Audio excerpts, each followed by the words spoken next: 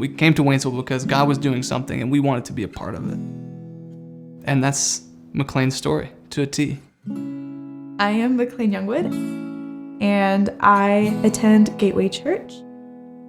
8 months ago, at that point in my life, I wasn't a believer. I had a lot of church hurt and left faith completely. I think I had this idea that I had to be perfect to be a Christian. I wasn't perfect and felt like I wasn't meeting people's standards. McLain was one of the first people that I met when I moved to Waynesville, and I think we instantly kind of clicked as just like having a lot in common.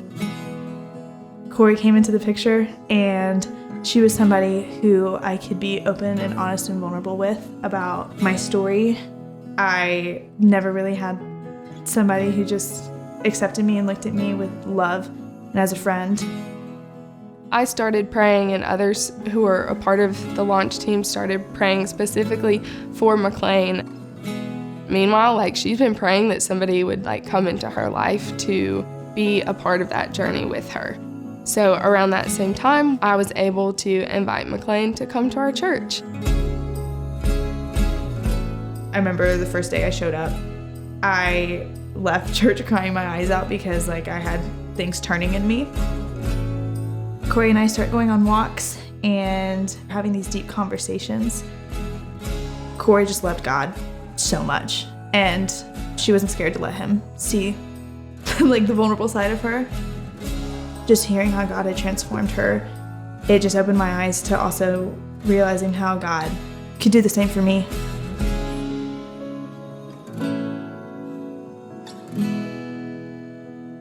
My life has done a complete 180.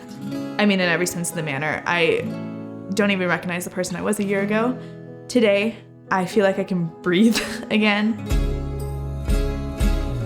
To see your friend go from death to life is hard to put into words. It's one thing to pray a prayer, but then to see it answered is incredible. God was already doing something in McLain's life, but then he brought Corey here, and he brought Gateway here. And we're just so thankful that we got to be a part of it.